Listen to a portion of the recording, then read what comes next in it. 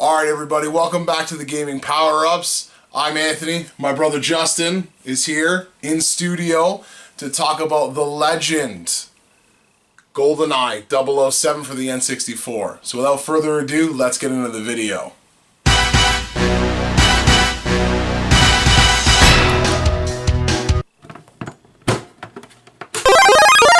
Alright everybody, so in the intro we talked about it. Goldeneye, the OG first-person shooter, split screen, 2-player, up to 4 players, split screen, and you had to be like a little monocle just to look at the screen to be able to see it.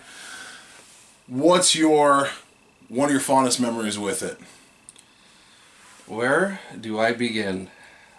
I think I played the game before I saw the movie. Okay. And then when I saw the movie, I think I watched the movie about 100 times. And then played through the game about 100 times. Yeah. This game, like, if you were to ask me what one game defined your childhood playing video games, Goldeneye, 100%. Most definitely. I just remember not being very good at it. I was not very good. First-person shooters were not my games. I was more of the Legend of Zelda guy. And I couldn't even remember why I picked it up. I don't remember if I saw the movie, if it was probably on your recommendation, and picked it up, and it was like, yeah, this game's kind of cool, but I keep dying all the time. So Justin was my go-to guy for first-person shooters. It would get to a level, and I'm like, nope, can't do it. Rage quit before rage quitting was a thing. And we would be at school and be like, all right, man, listen, I'm stuck on this level. And he's like, oh, okay, you just got to go over through here. You got to go over there. All right, well, I'm going to come over after school and we're going to try it out. And he's always been my go-to for first-person shooters. I have the official Nintendo player's guide for this game. I love the old Nintendo player's guide from Nintendo Power. Before there was really internet. Yeah, you couldn't Google it. Guys, realize you couldn't Google these things. You couldn't Google why. Walk through. You can be like, how did I get through that level? Yeah, it was, okay, let me flip through the book while it's paused. Okay, I know what to do now.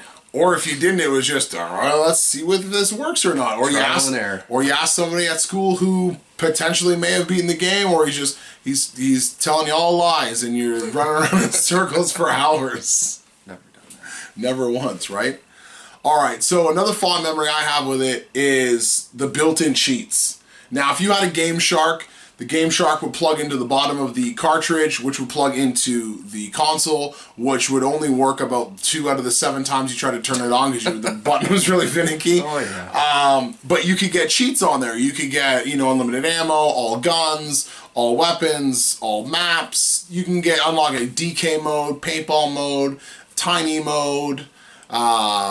I'm trying to think what else. There was Bulletproof Bond. Bulletproof Bond. So bullets wouldn't affect you, but explosions still would. Right.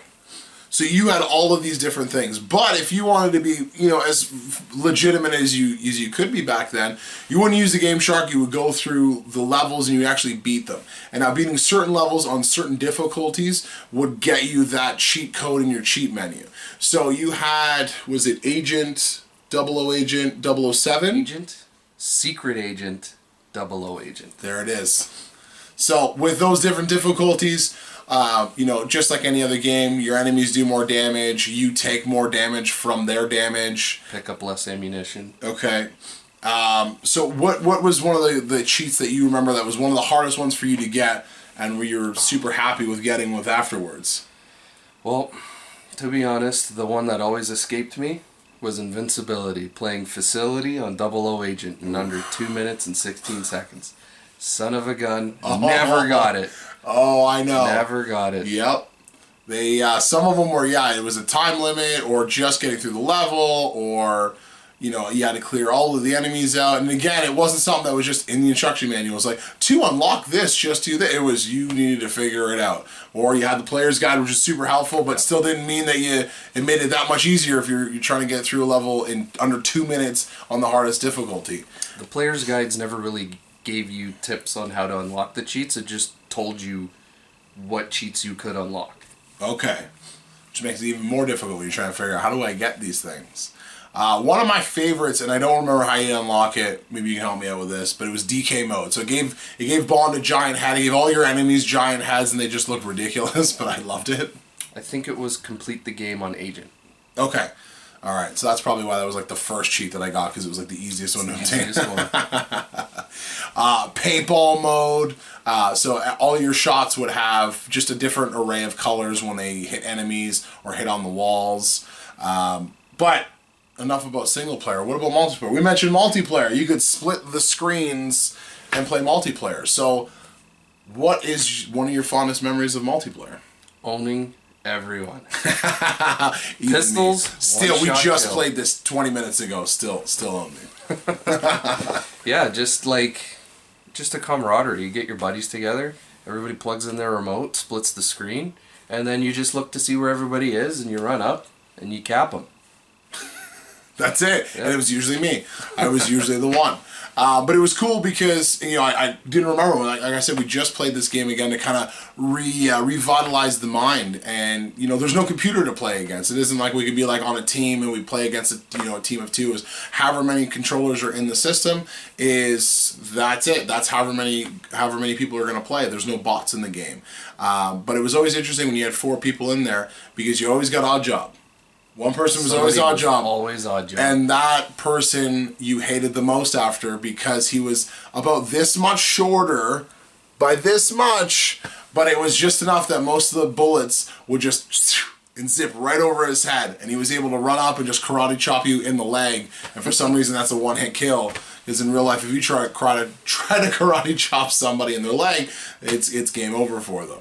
So something I found really interesting with the multiplayer on Goldeneye, which I didn't know until about last year. I was about last years old when I found this out, but it was something that was added in and slipped in last minute. It was the developers were wanting to test the game out, wanted to see how the game mechanics worked, and were like, hey, what if we just write code to put up to four players, bang bang bang bang, and we can kind of all duke it out. And that's it. It got slid in. The company got notified about it afterwards, because it's not like nowadays where you buy a brand new game and you pop it in and it has to download the game and get an update. There was no update. It's in there. So if there was something broken on the game, too bad. That was it. There was no way around it, unless the company issued a recall for you to get a new update for it. It was in there. So multiplayer was in there. No one knew that it was in there except the developers, and it stayed and transformed split screen first person shooters for forever. Like this cartridge right here is who you thank for Call of Duty, for your Battlefields, for Medal of Honor, for even some of the other James Bond games that came after it. Goldeneye really defined first person shooters, split screen. And again, it was something that was, not necessarily by accident, because they knew they were putting it in there, but they put it in there with the intent of like, I don't think anybody's really going to play it. And wow, it changed everything. And interestingly enough, in the code, if you hack your cartridge, like through a Game Shark, you can actually find the other James Bonds in there. Like their pictures are there. I don't know if you can select them in game, but they are there, so you could play. Like they were at one time as an idea as being playable, but the issue was they didn't get the rights to use the other actors in there. So that's why there's it's just generic bad guys, or Natalia, or just Pierce Brosnan's character, and not anybody else's. So that's another one I thought was really interesting. It would have been kind of cool to have all of them in there and pit your friends against all 4 different Bonds. Yeah, that would have been pretty neat to be able to play as Sean Connery 007, or Roger Moore 007, or Timothy Dalton. I think that would have been kind of neat. Oh, definitely. And I want to say, I'm hoping I'm remembering this correctly, but I want to say that if in their picture even had like their that they got, that was the most iconic gun, which was Walther PP7. Thank you. I'm terrible with gun names. I'm like, it's the black one, the one that it's about this big and it shoots bullets. So, is there anything else you want to add for GoldenEye 007 for the N64? This game was the reason I got Nintendo 64. And the funny thing is I haven't owned a GoldenEye game until about 3 years ago. My neighbor, he had it, his dad bought it, and any chance I got, I would go over and play this game with him. I used to force my grandparents, rest in peace, I'd force them to drive me to the game rental store, and hopefully, you know, the cashier would let me rent it, and I would take it home and play it all day. I could tell you what music goes to what map. I know exactly where everything is. Like, if somebody was to ask me if you could only ever play one game for the rest of your life, it would be this game. It holds a lot of good memories. A lot of us playing together. You know, interestingly enough, another one that came right after it, made by Rare, was Perfect Dark, and it just redefined everything about that game. Obviously, not being a James Bond game, but anything that it could have, you know, with the game, the gun mechanics, with it just completely visuals, enhanced everything 007 had to offer. Everything, and the multiplayer was that much more tight, and that was interesting because you own that and I never owned it. I think I got my copy last year. Finally, I was like, I need to get this game. Why don't I have it yet? And it was like driving a transport truck with those controls compared to like Call of Duty and Battlefield, but a lot more forgiving.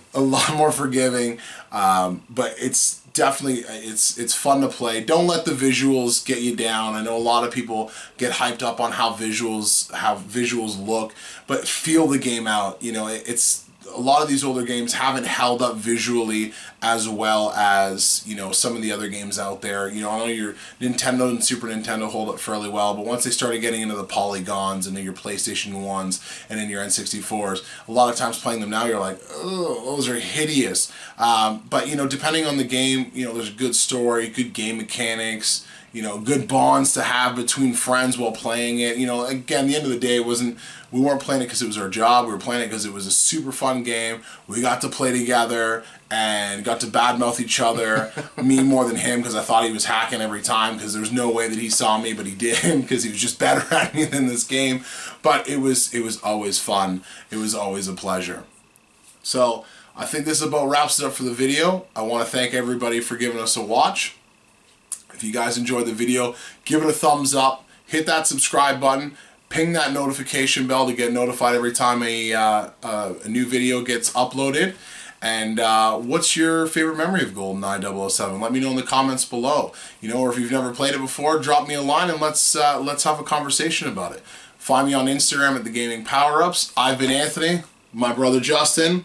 I want to thank you guys again for coming out, and remember to game on. 007 will return. But wait, there's more! Boom, son! That's what I'm talking about.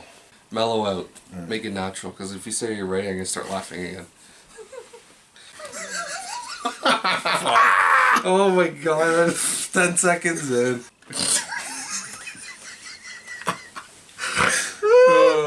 I'm sorry. I'm going to leave all this in.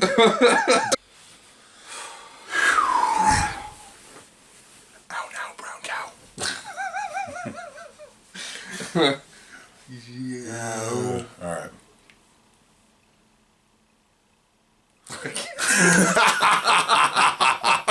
I can't do it. Oh. Okay, hold on. You good?